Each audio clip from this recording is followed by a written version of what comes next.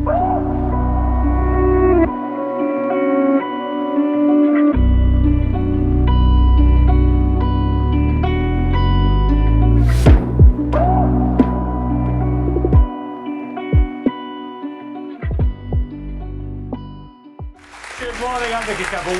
to The Big Questions. Now today we're back at Oasis Academy, Media City UK in Salford to debate one very big question. Is masculinity in crisis?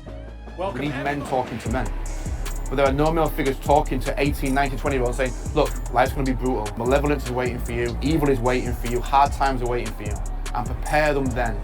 And tell them that the antidote to that is to find meaning now, so that when those times come, you have an iron rod, if you like, to hold on to. That will get you through that storm. Said that there are biological differences between men and women that express themselves in temperament and in occupational choice, and that any attempt to enforce equality of outcome is unwarranted and ill-advised as a consequence. So you point out that in Scandinavia, many more women choose to be health workers than engineers, for example. It's not what I say, it's what the large-scale scientific investigation has revealed. Fair enough. But what is masculinity? People seem to know it when they see it. They sense it, they react to it, they evaluate it. But if you ask most men to define masculinity, you get a lot of confused and conflicting answers.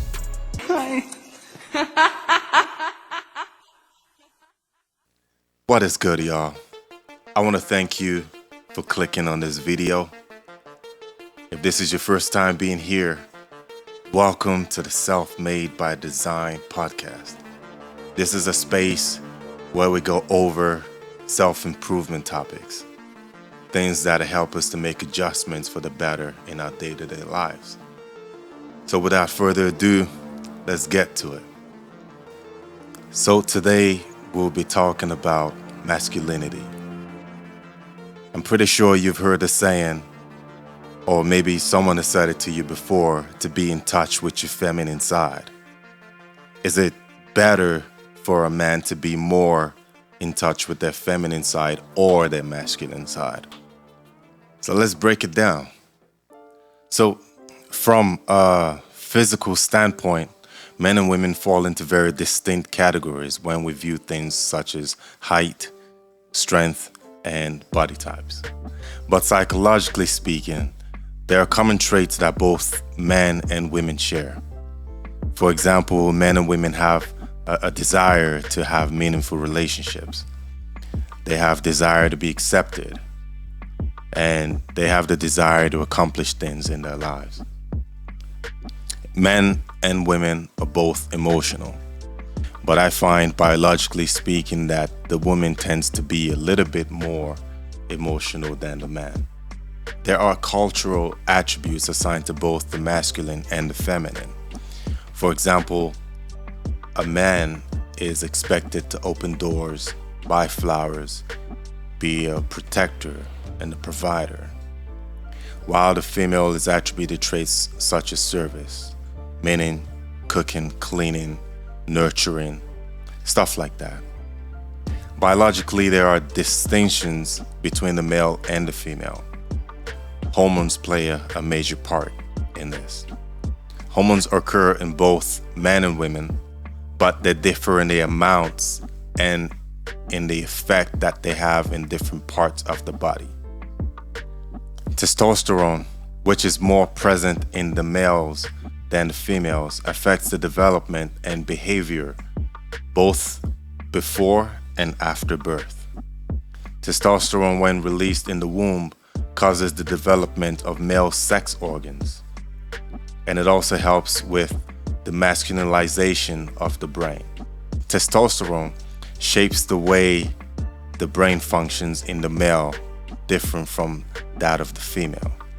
It causes behaviors such as aggression, competitiveness, and a higher sex drive. So biologically speaking, male and female have distinct ways of processing information or execution of their goals. There are notable differences in how men and women function mentally and emotionally. I know that both may share similar traits, but one would have more or less than the other. Now, this is what a healthy masculine man is supposed to look like. I think a man is most effective, most efficient when he functions as a masculine man. A man should be able to lead those of his household. Being able to lead is a must for a man. And this is a skill that has to be acquired. It's not a given right. To lead requires the ability to withstand pressure, to protect, to guide, and to provide for those whom you are leading. A masculine mindset is one that conquers, one that builds, one that sets goals and achieves those goals. A masculine man has drive, motivation, focus, discipline, and courage. When a man neglects his role as leader in his home, he is in turn passing that role to the woman, which is not her role, which is not her responsibility. She's not built to handle that amount of pressure. It is the man's role in the home. So while you learn qualities such as insight, empathy, and kindness, gentleness, makes you a little bit softer. Continue to be in your masculine state of mind, because you gotta lead, you gotta be a leader. You gotta accomplish things, you gotta be motivated. There are reasons why God made the man and then he made the woman. We don't have to think exactly the same to succeed together, but we have to complement each other to succeed.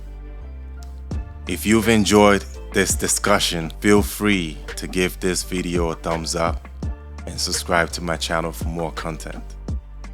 Any questions or suggestions, leave them in the comments below. I'll do my best to respond. All right, I'm out of here.